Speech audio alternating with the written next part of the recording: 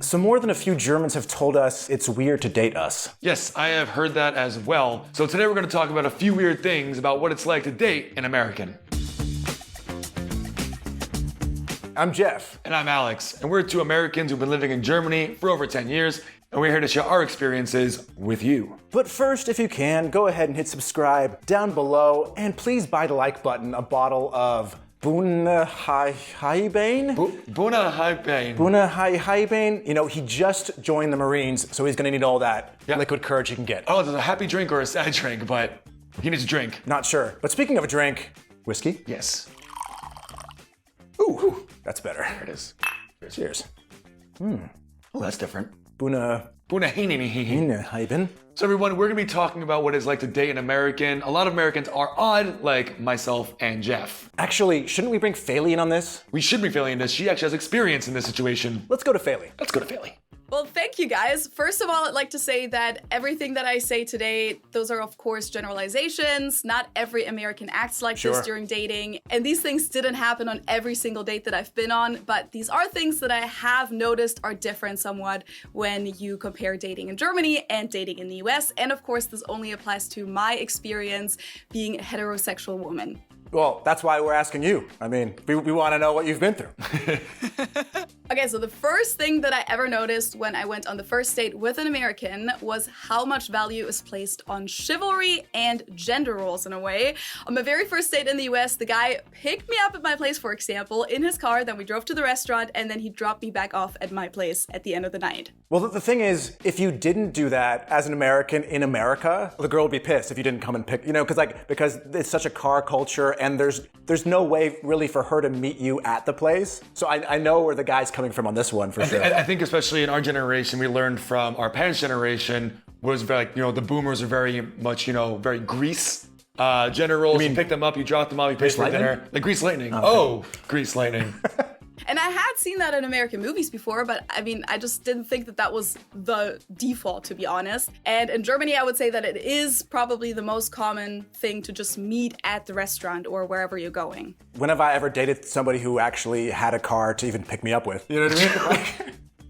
Well, I had a buddy who said he wanted a date with a German woman. He's from Israel, and he went with a car to pick her up, and she said, "Can you put your car away and we'll walk or take the U-Bahn there? Because this is ridiculous." Right. That would probably be me, honestly. But then also he insisted on paying, which I think is not very uncommon in Germany either, but this was also beyond the first date. So even like on the second date, whenever we were officially in a relationship, but I remember that there was one time when I wanted to pay and he said, "Okay, that's fine, but you still have to give me your card so that I can give it to the waitress, because otherwise it's embarrassing for me." That sounds pretty toxic. I think being the guy and paying is a very classic American thing, because I would say first date, moving forward, not, but like, I think it comes down to if you're the guy and you've asked, like you've invited, you would feel like it was rude to make her pay. But I think as time has gone on, that's kind of slowly going away, you know? I hope so. I mean, dating in Germany, I never really had that experience of like the expectation where I have to pay because a German woman wouldn't let you pay. I think that's the difference, whereas American women, that's been kind of the custom. I'm not saying that's what they want, but like they're used to it because guys feel like they're not being a real man if they don't. Right, that's why it just sounds like just super toxic masculinity kind of garbage. It's an old school thing, but it's like just what you think is expected of you. Society. Yeah, society, right? And I think in Germany, it's definitely a thing. Like, it might happen that the guy pays on the first date, but it's totally normal also to just split the bill. That's not my experience. Yeah, same. The woman pays, sometimes the guy pays. Partners take turns. A very German thing is to say, I invite you or I treat you, which means I'm the one paying, you know? Yeah, true. Like, hey, let's go out for ice cream. Like, I invite you. Like, a German means I'll treat you to this. right. Yeah, my treat. My treat. Yeah, exactly. Well, a few other things that come with this whole chivalry thing that I notice is that a lot of guys will hold the door for you, which, I mean, there's nothing wrong with that. But also the car door, which I've been in situations where that was kind of annoying, where they insisted that I couldn't get out of the car until they had gotten out of the car, walked all the way around, opened the passenger door for me, and then I was allowed to get out of the car. That's one thing that I think is weird when so weird. It's like expecting the woman to sit there and wait 30 seconds as you go, because it's just so much more time efficient just to let her get out. Like, I feel like if she just just sat there and was waiting. But Okay, it feels insulting too. You can't open up your own car door. Or also this thing where some guys, I think especially here in the Midwest, I don't know how common it is in other parts of the US, that they really want to walk on the street side of the sidewalk. If you're walking together on the sidewalk, the guy has to be on the outside. My mom taught me that actually. I know that Really? one. No, I don't know that one. Oh, just in case like So a car hit random comes. car, you can. You're the one who dies. Oh, and not lovely. her. What do you think? You're Superman? Like the car's just gonna bend on your back? You know what I No, mean? you Like- push her away. You take the fall. Oh, okay, sorry, the classic. And now like, you yeah. are a man. And it's like nice if they do it on the first date or whatever, or every now and then. But once you're in a relationship, it's just like too much in my mind as a European woman. Even though I do know so many American women that are like, that's a real man. All men should be like that. So I feel like that's just a big difference in dating expectations. For number 2. Right. So we asked our respective partners. One of the things that we got was different cultural references and understandings of those references. So when I first started dating my partner, I was like the funniest guy in the world because I was saying a lot of jokes that I learned, in 6th grade. That everyone knows. So if you said them in the U.S., Yeah, it's your like you'd get nothing. You're a clown. Yeah, you'd get nothing in return because like, okay, I've heard that. But for her, she's like a brand new audience to it. She's like, oh. So I felt like really funny. The problem is material runs out fairly quick. Really? A whole childhood of material is just gone and. That's not the best memories. Like the other day, we were watching a show and they had Richard Simmons. Remember the workout guy? Yeah. He was a guest star. You can do it. Yeah. Now I started laughing. I was like, Richard Simmons. My girl was like, Best. who? And so it's a lot of I think like explanations that they have to go through. You know what I mean? But I think it's fun because it keeps things fresh. You kind of never run out of things to talk about. We listen to music. And there's this big pop song that comes on from the 2000s or 90s, we're on a big playlist. Right. Your partner, my partners go crazy. And we have no idea what it is. And it was like, I guess a pop song. It was huge in Europe, but never made it over to the States. Yeah. So it's like that constant having to explain references that normally, if you were dating Exactly. American, you never have to explain, and vice versa. And I love you know what I mean? discovering new music from 2004. So that's pretty. I mean, I feel like that's a super common thing, even just living in the other country, even without the dating aspect. Josh, for example, my former podcast partner, we had so many situations where he was hanging out with me and other Germans, and we would all somehow reference Stefan Raab, for example, which was one of the biggest Love Stefan. TV personalities in Germany for the longest time. And he didn't know who he was or any of his shows. And that's just such a big... I'll be honest, I don't. You don't? I have no idea. Oh, Stefan Raab's the best. I don't watch a lot of German TV, to be honest. Sucked in Raab. That's a huge thing. I think I watched last Christmas. Ben showed me Rocket Power or something like that, like this Rocket Power. where they're surfing. And skateboarding and rollerblading. Exactly, yeah. And that was a huge part of his childhood, and he had referenced it so many times, and I had just never heard of it. So we eventually watched it as full-grown adults. I was like, okay, cool. Now I'm finally learning. It keeps things, it keeps things spicy. Right. Okay, so what do you got for part 3? Or 3? Okay, so for my next point, I have that when you date an American, it's kind of expected that after a while of seeing each other, you have to have the talk. Ooh. Where you decide what you are. So if you're being exclusive, as they call it, if you're boyfriend and girlfriend, or if you're neither of those things. In my experience, basically up until that point, it's pretty common in the US that even though you're going on dates with each other and getting to know each other, that both people are still going on dates with other people too, or at least they're allowed to, until you then decide that you're not doing that anymore, that you are exclusive. Whereas in Germany, in my experience at least, it's the other way around. Once you're hanging out with each other, once you're spending time with each other, going on dates and those kinds of things, it's kind of implied or expected that the other person isn't seeing anyone else anymore, unless they have a talk with you and clarify that with you if that's okay. Your experience in Germany, I think in Berlin, it's probably similar in the States, where I think it's implied that you're dating other people. Right. Because people in Berlin aren't really monogamous. Yeah, because it's called dating. The dating is you're trying to figure out, do I even, because on your first date, you don't know if you like somebody, and even second, third date. That's why at some point, you're like, okay, actually we click. Now we're actually exclusive, an item. So, but item. Yeah. Okay. Sorry. I'm right, I'm in 1954. Yeah. But I think for me, yeah, definitely in the States, it was. You're actually, now that I think about it, you're right. If they were to tell me, oh yeah, I'm seeing John also, and I got mad, they would say but we never said we're exclusive. So that is a thing. You have to make it a statement. It's just us. Yeah. I mean, I feel like that in Germany, a lot of relationships don't even have a talk at all. They're just like naturally kind of developing into a relationship. That's not always the case, but that's definitely been the case for me in the past and some of my friends. Yeah, that's what I've seen too. What I also find interesting is that Americans tend to have a label, as they call it, for almost every stage of a relationship. So not just like, are we exclusive, but there's also the talking stage, for example. Okay. When you're going on dates and getting to know each other, but you're not officially a boyfriend and girlfriend yet. I was gonna say, I hope the whole relationship is the talking stage. Like, when does the talking stop? Yeah. Have you never heard of that though? No. Talking stage. No, but as you describe it, I think I have heard of that stage, just not referred to as the talking stage, but I think it is a thing, yeah. I'm learning. Are you guys dating? No, we're just talking. Okay. Are we still in the talking stage? Yeah. Okay. Like there's a clear difference between the two things. Or even a situationship. That's kind of a new thing, I feel like. I don't know if you guys have heard of it. But it's kind of like a relationship. Like you're doing everything that you would be doing in a relationship, but it's not quite as official. Like you're kind of you don't have the guts yet to commit to a relationship, so it's a situationship. Or they're just the backup till you find something better. Like that's what it feels like. It feels kind of horrible. It is. Yeah, you're good enough for now. Like, Kind of, yeah, I think so. But I feel like with the internet too, it is coming over to Germany as well. So people in Germany now even say, oh, sind wir exclusive? Like they'll then use the English term exclusive. So the Americanisms are like spreading out through the TikTok. Wonderful. Yeah. Now this next one, number 4. 4. Not quite spreading to the US from Germany. No, I don't think it is. And this is, I feel like I have a lot of conversations, at least, about the bread. And obviously, it's a cultural difference that we've all talked about between Americans and Germans. But the arguments continue. The bread for breakfast. Are we eating bread? Are we eating toast?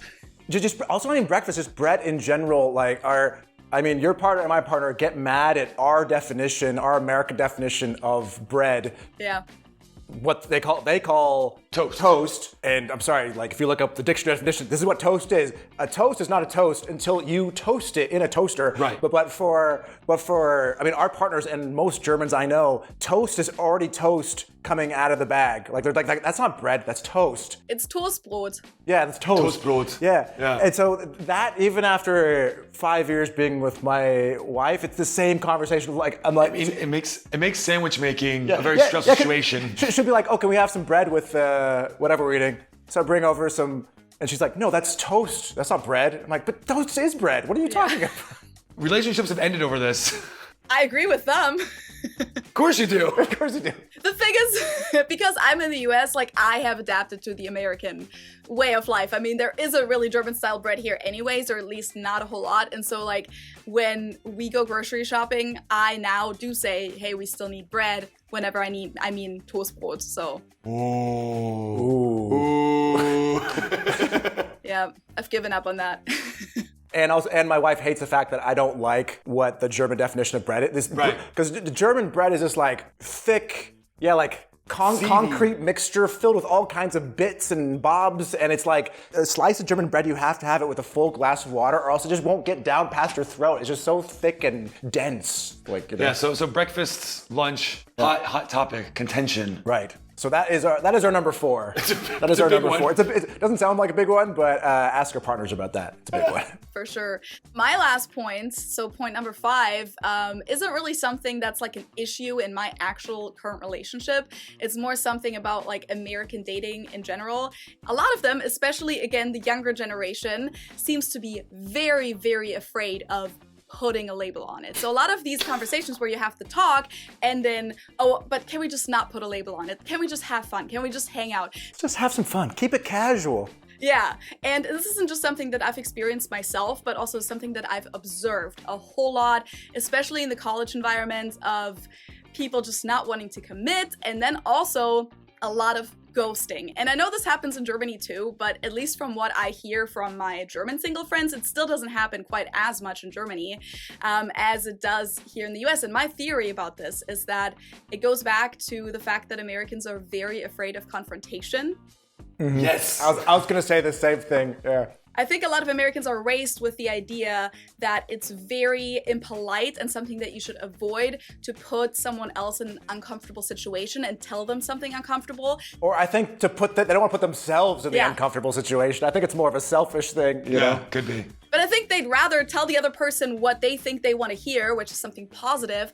And so in a lot of situations, instead of telling them, hey, I don't think we're a good match, or I don't think I'm interested anymore, they just say, hey, I like you so much, kind of the opposite of what they mean, and then they just disappear. So for those of you who've never heard of ghosting, I feel like nowadays everyone has heard of ghosting, but it's basically like you're talking or you're seeing each other, and then suddenly, out of nowhere, the other person just doesn't respond anymore, doesn't answer your calls anymore. And becomes a ghost. It becomes a ghost, exactly. And I've observed crazy examples for this. Like, literally, one of my roommates at the time, she was seeing this guy, and he was kind of love bombing her. So, like... Love bombing? Bombing. Oh. Very into her and wanted her to meet his mom next week. Like, they all made plans for it. And then one night, he just, like, literally disappeared in the middle of the night. Like, he just walked out of her place. What? And never contacted her again. Something happened there. He's now you're victim blaming her. He saw something that scared him so much. No, I don't know what happened. Maybe he's an actual ghost. I don't know. It's a thing. This is a very extreme example, but I feel like this happens a lot. And I feel like in Germany, at least in German dating, it's still valued a lot more to be honest. And Germans, just by nature, we're not quite as afraid of confrontation. We kind of do it a lot.